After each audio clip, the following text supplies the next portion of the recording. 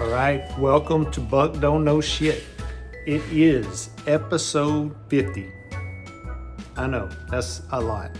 I didn't think when I started this that I would actually do 50 episodes. I don't really know what I expected when I started, but here we are. I also didn't think it would take 50 episodes to complete this car, and we still got a ways to go. Not gonna say another 50, maybe we'll be done around 75, I'm hoping. So, although the project probably will never be 100% done, but you know, car on the road, driving by episode 75. Let's hope for that. So, today's video, we are working on the gauge cluster. That is the project.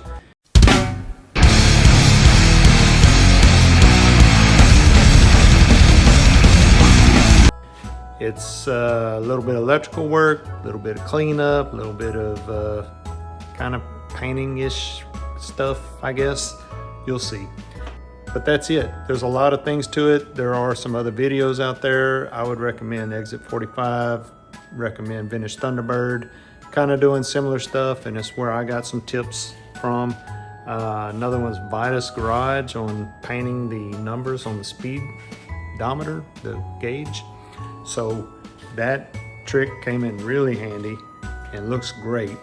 So we will see all that footage here in a little bit. But again, episode 50. Thank y'all for watching. Thank y'all for subscribing. Like, share, subscribe, leave some comments. I would love to hear from y'all. And I will respond to most comments anyway.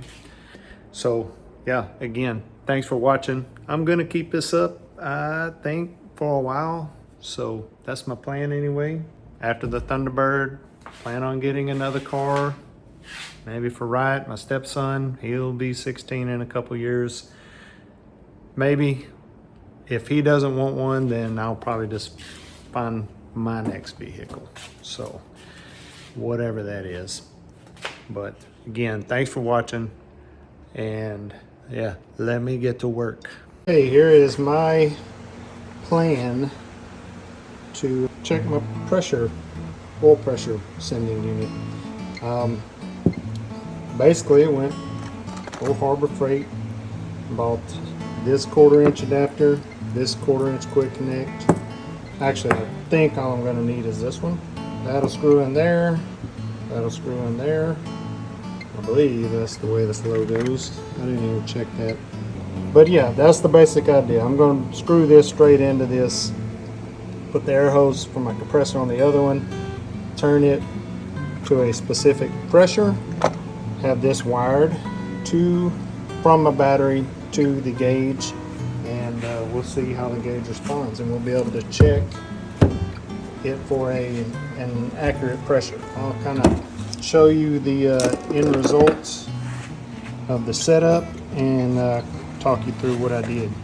Of course, after I get it to work, and make it look like I knew what I was doing all along, which I don't. So might take me a minute, but we'll get it figured out. Right, it works as far as being able to adjust the pressure. It isn't the best little, it's very sensitive, let's put it that way. And I haven't been able to like get it to really lock in on the pressure, but for what we're doing, we should be able to make this work. Cheap tool. I bought that, and that other adapter for about 16 bucks. And this is going to be fun, figuring all this out again. Luckily, Exit 45 just did a very thorough video on all of this. That'll be super helpful. I don't know exactly what I will do when it comes to this point, but I know I am going to check at least oil pressure, temperature, fuel gauge. We're just going to hope for the best. There's temperature, and then that's our voltage. So we'll check that easily enough when we need to. But the main two, while we're working on this engine, we want these two guys to work. We will soon find out. Oh, man. After watching his video, and I've watched Pepe's dash video and other videos he's done messing with this stuff, Joernone had some videos messing with some of this stuff. It's going to be quite fun. And I do think I'm gonna take it apart more than it is now. Can't wait. But for now, all I need to do is hook these two up. Got to get this wire off. Yeah, go from there. I need to get two hands on this one though. Oh, what have I got myself into? Oh, it's a mess. Don't ignore the colors of the wires. I only have limited colors, and my black wire, I think I had some like PVC cleaner or contact for the glue. Actually, it must have leaked on this wire and ate it up. I'll just walk you through kind of what I'm trying to do here. Constant voltage regulator, right? Which I am learning about. 12 volts in, 5-ish volts out. That is supposed to be the way it works. And I believe this is the outside. I don't have my battery hooked up right now. And I'm basing that off of, you know, you have two different terminal types, and it is these black and green wires that feed your gauges. And what I don't know, and what I did not check obviously before we took this apart, was if my gauges were working at all in the car. I don't remember. Actually, I don't. I know the fuel gauge wasn't working, but there was not a float on the sender, so could have just been that. But I do remember that. I don't remember temperature and oil, what they were doing. The ammeter, it's kind of on its own thing, so it's not going through the voltage regulator. I think I'm supposed to get 5 volts out when I touch this, and I'm not. I'm still get 12. So thinking this thing might be not oscillating. It's a mechanical device that's supposed to contact and kind of cut the voltage to 5 volts, and it's not doing that. So I'm still debating. I think I have it set up right. I think I do.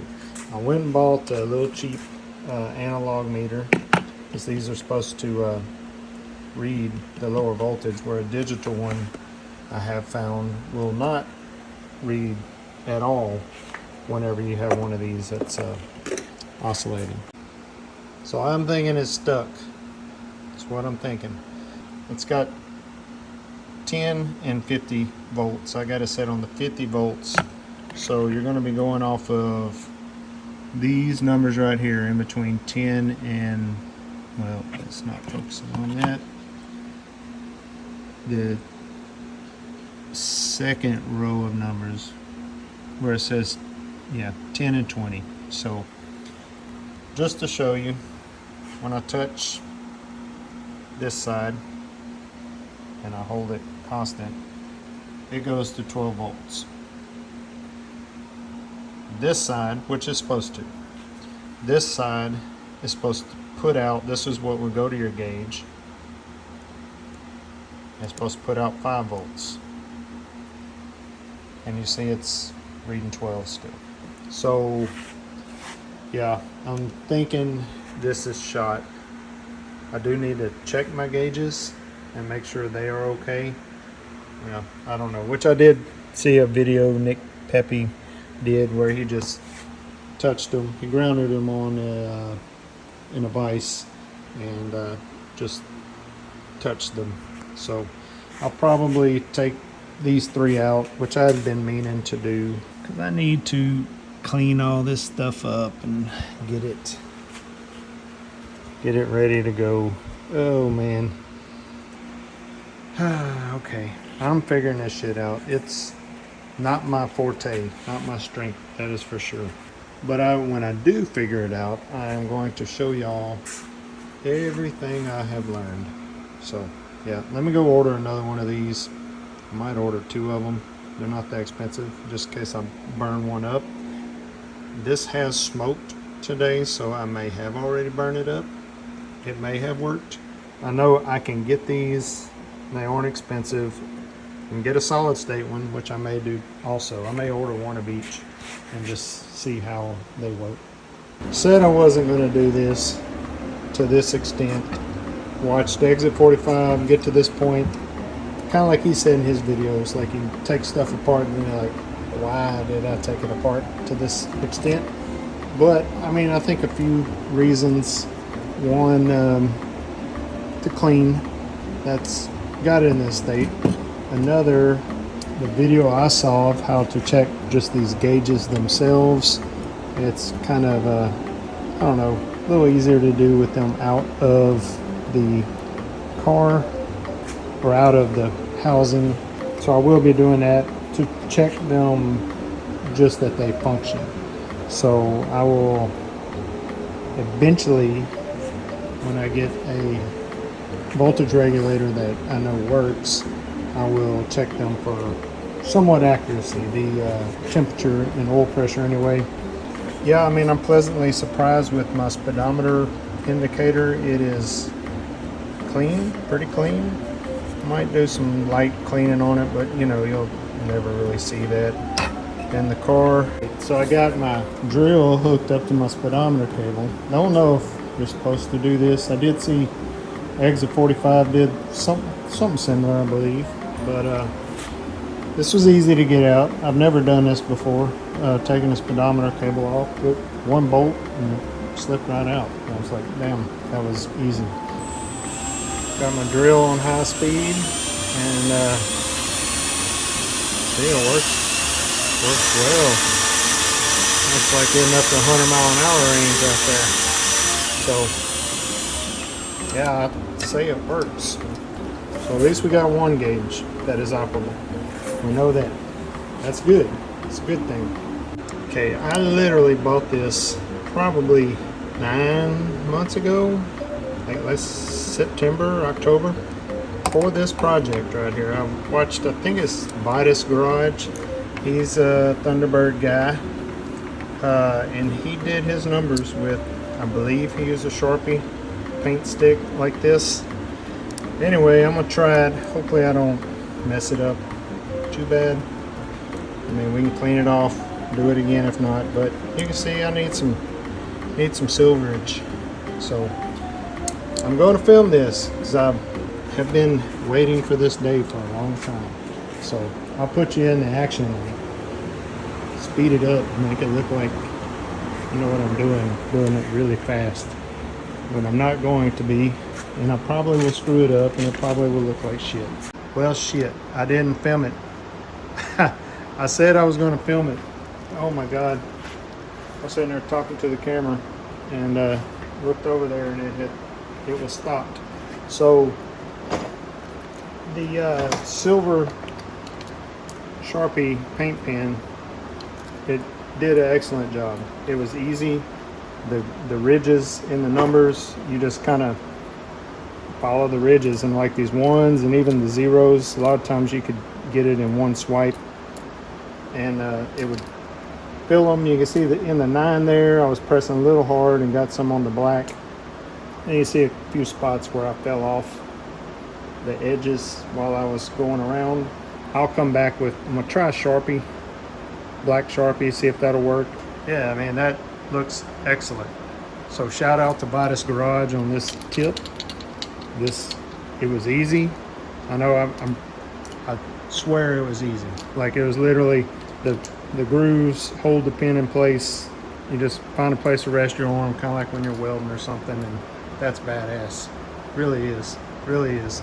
Like I said, a few spots to touch up, but beautiful.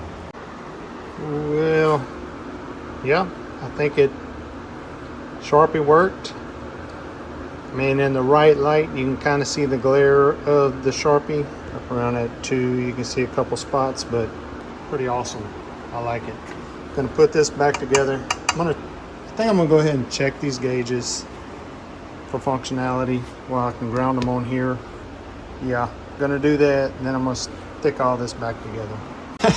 Okay, finally got something electrical to work today. Again, thanks to vintage Thunderbird, and all I've got set here is positive and negative. Negative going to this post, and I don't think it matters, but I believe that's the way it's supposed to go. And this is my oil gauge, and we're just going to pulse the positive on it like our voltage regulator is supposed to, so which it doesn't apparently. And you see the needle moving.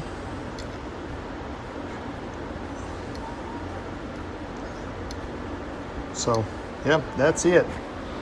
That's all there is to that. You know, I suppose we could figure out a way to hook all this up and tap-a-roo on this thing and see what it does. I don't know, what could it hurt? Okay, I finally got this set up to work. I don't have my voltage regulator, so I'm using the little tap method to mimic it. Let me just show you what I've got set up here. So got my ground lead, my positive lead. My ground lead, I have connected a yellow wire which is grounded to the body of this mechanism right here. So you see no air pressure, zero air pressure. And I got, basically this would be like your red and white wire coming from your oil pressure sending unit back to your gauge. There would be a, actually no, there wouldn't be a voltage regulator in between there. It's pretty much goes through some firewall and some connectors and yada yada, but it is pretty much a straight shot from there to there, uninterrupted, I should say. That's right, which this is like the positive side, and it would be pulsing 12 volts on and off to this, and going back through the car, and this goes through the breaker box and it's grounded to the car. I'm pointing like there's a car breaker box over there, but there's not. But it's grounded to the car, and that completes the circuit. So all we're doing right now, I have this positive to the positive side of my battery. Remember, my switch is off. I have zero pressure, and when I pulse this, the needle does not move. Try to do this best I can with my hands here. This pressure regulator is very sensitive. It's cheap, basically, and I can't quite get it to maintain a steady pressure. But there's 50 psi.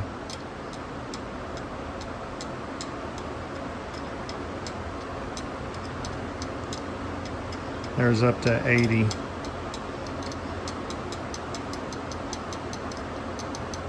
You can see the needles moving.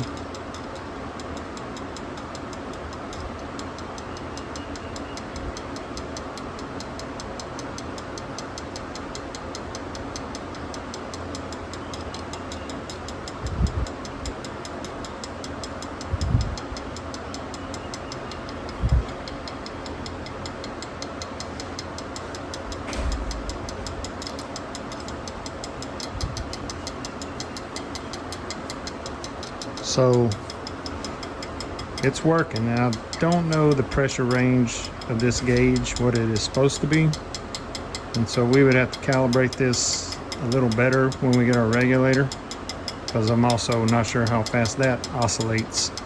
But I'm bringing pressure down. You see my needles going down.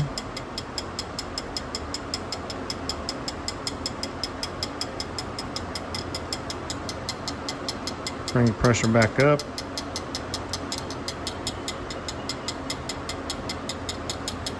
Needle starts to move back up.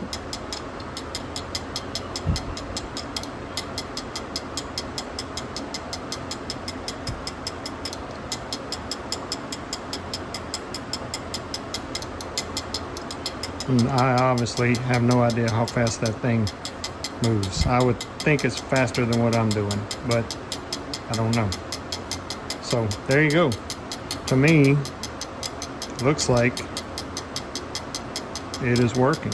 The needle's moving up and down as we bring pressure up and down. Let me take the pressure completely off again. I'll open this back up.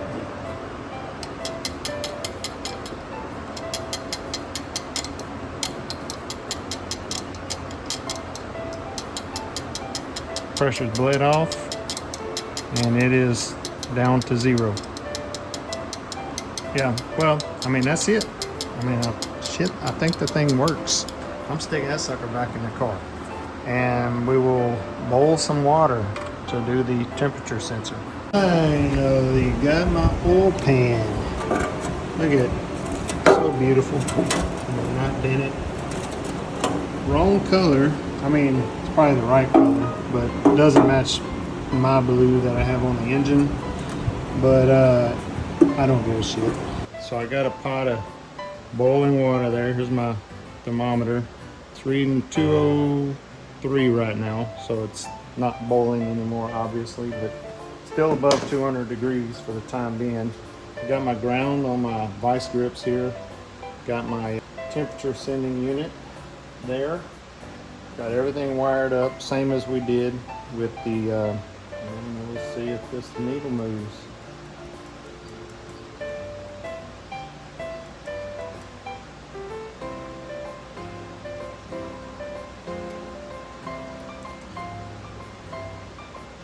Oh, let me actually get it in the hot water.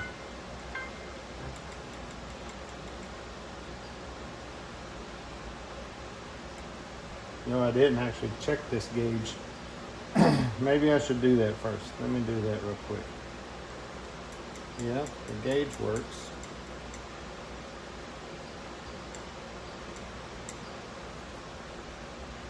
So the gauge does work. I'm wondering if I don't have this grounded well. That could be possible.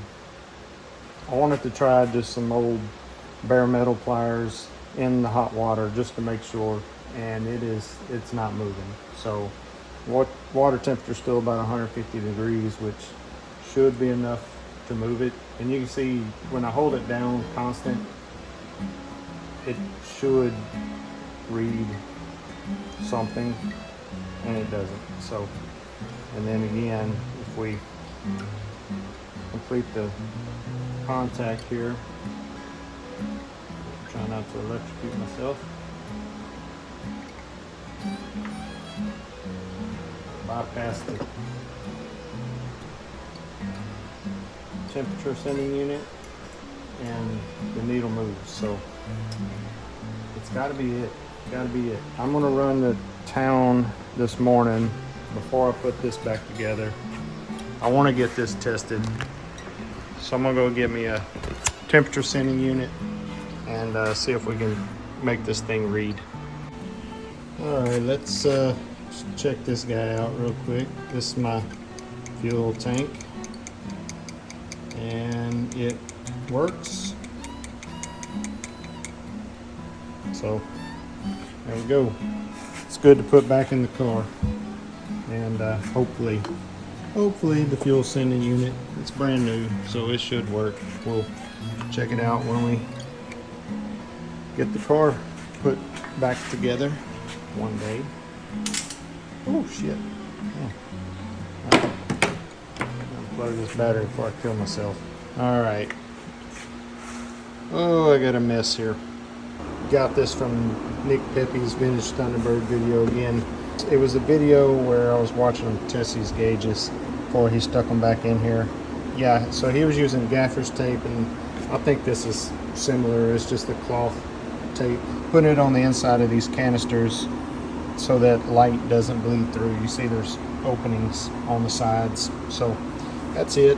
Oh, well, this is something I did too. The face of this one was, the silver had come off, so I had painted it with the little paint stick, and then came back and scraped the paint off the lettering, because that's where your green lens is, and the light shines through that lens. So just remember that. You don't want to like paint over those or whatever, but that's how I did it. And my other ones weren't. That one's pretty bad. I probably will, yeah, I'll probably paint over that one. I also need to remember what damn order these went in. I know my oil goes here, my amps go here. I don't remember temperature or gas, which ones went where, and it matters. So this sucker is back, fully assembled. Found my fourth cover, wherever it was. Had to make a screw for it. Same thread as like a little, kind of like a self-tapper looking machine screw, I guess. I just cut the tip of it off and it screwed in, no problem. It was that one there, so I was missing the screw. But yeah, I mean, it is not perfect. I mean, to be like real sexy, I would have had to come in here and like spray paint all this glossy black, and did not paint any of the black on this because I didn't want to mask all this off, and you know, this would have been really hard to do. Basically cleaned up, it looks good. We re-chromed the numbers, we re-chromed the dials and scraped the paint off of them, the gauges, cleaned everything. Probably will do a little polishing on this stainless trim before we go in the car with it. But yeah, it is functional, put together, and yeah, I mean, I'm happy with it. We know everything works, and you can read everything. All we got to do now is put light bulbs, which I did order LEDs, and yeah, I didn't realize the green comes through the plastic, so I did buy some green LEDs, but I've also got just the warm light ones. So might try each one, see how they look. You know, maybe the greens look even better. But now I got to find a place to put this thing. Yeah, probably back in the trunk, I'm thinking. So let me get it put up, out of the way.